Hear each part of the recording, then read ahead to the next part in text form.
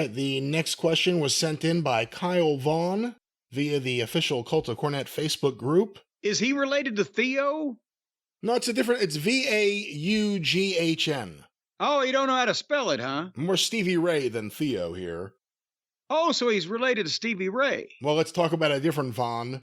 Was Kevin Von Erich actually considered to win the NWA title like it was depicted in the Iron Claw? And if Kerry didn't die in 1993 and still left the WWF, would Jim have brought him into Smoky Mountain Wrestling? Well, wildly different questions. Let's go with... I don't want to be disrespectful to Kevin. He was a fucking fantastic athlete, but I don't remember ever hearing that there was any serious consideration whatsoever making Kevin Von Erich the NWA World Champion. What I always heard was that David was the most well-rounded of the brothers, that he didn't have Kerry's body, and he wasn't the just freak athlete that Kevin was, but he was the best worker, he had the best promo, and he had sort of like when Bullet Bob had all those sons, each one of them got a part. But Brad was the most well-rounded. But Road Dogg was the best promo. Steve was probably the best athlete. Scott was the best wrestling mind. But Brad kind of got a little bit of everything, right? So I think that basically the conversation was around David being and also remember, at that point in time, they had no reason to believe that the NWA was going to be controlled in a few years by Jim Crockett, and Vince was going to go on this national expansion and blah, blah, blah. So they were lining up potential NWA world champions for the next 10 years. And David was young enough that when regardless of whether Flair or DiBiase or Dusty Rhodes was in the conversation more immediately at that point in time, David was a guy that they said, well, yeah, we're going to do that with him when it's time. Time never came because times changed. Well, even if David had been around, I don't think that he would have got his turn yet before it all went sideways. But no, to answer your question, in the Iron Claw, no, they weren't going to there was a lot of that stuff in the Iron Claw they weren't going to really do. You don't think they would have given David a short run? It would have been David against Flair at Texas Stadium? Because they had Texas Stadium booked before David died. Did they? I believe they were planning on a Texas Stadium show. Well, what was going to be the fucking main event? Well, that's the question. David versus Flair. Would they have switched the belt?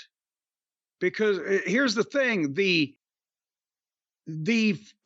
Freedom Hall, I started to say, the Reunion Arena shows were topping out at 20,000 people, give or take, right?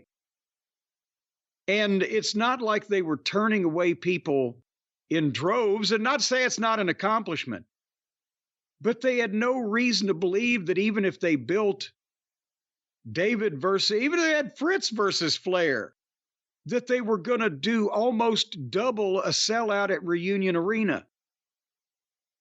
So they'd run Texas Stadium before with Fritz and Dory at one point, did 20-something thousand people. Fritz and Terry, too. Fritz and Terry. I don't even know if they did 20-something thousand, but they... So the thing is, it wasn't like... Remember the Fritz retirement show at Texas Stadium? I believe the crowd was disappointing. 6,000 or so, because Fritz retired about 2 or 3 years after he should have. The moment had passed. And the territory, the talent wasn't strong, et cetera, et cetera. But point being, even if they were having a stadium show, Crockett was having stadium shows, they could have a stadium, if people were having stadium shows, they would not have switched the belt and put it on David when their plans were already involving Flair and Dusty, et cetera, just because they had a show in a stadium in Dallas. They would have given him an out or whatever.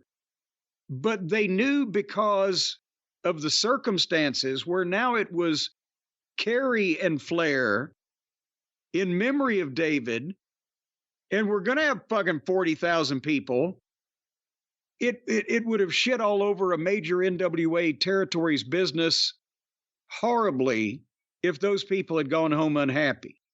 That's how they were able to make that case. Remember, too, this is the period of time where Vince McMahon's making a push to do something with Fritz.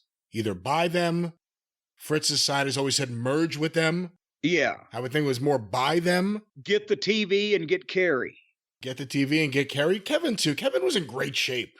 Well, yeah, but and again, Kevin was a better worker than Kerry.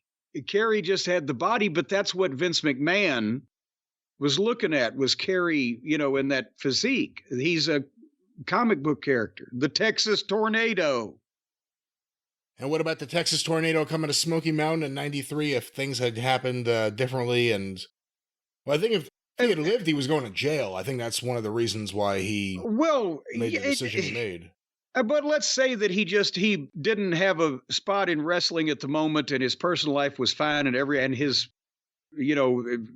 injury had not happened, and etc. No, probably not. And not, again, to be disrespectful to Kerry, because he lived in Dallas, Texas. He's been a major name in the wrestling business. He would want some degree of a guarantee. Plus, he's not going to move to Knoxville or even anywhere in Tennessee. So I would have to fly him back and forth for, okay, maybe Knoxville, and my big towns would have been worth it. But what about when there's a weekend where we're just up in Eastern Kentucky? And I could make money potentially with the guys that live there or that can drive up. But if I'm buying plane tickets and guaranteeing Kerry Von, no, that did not make sense. That wouldn't have been something that I would have checked into to bring him in for a big event like the Night of Legends or Super Bowl of Wrestling. Once again, with his personal life being fine and him not being injured or whatever, that, I wouldn't have been against that, but it would have had been something special.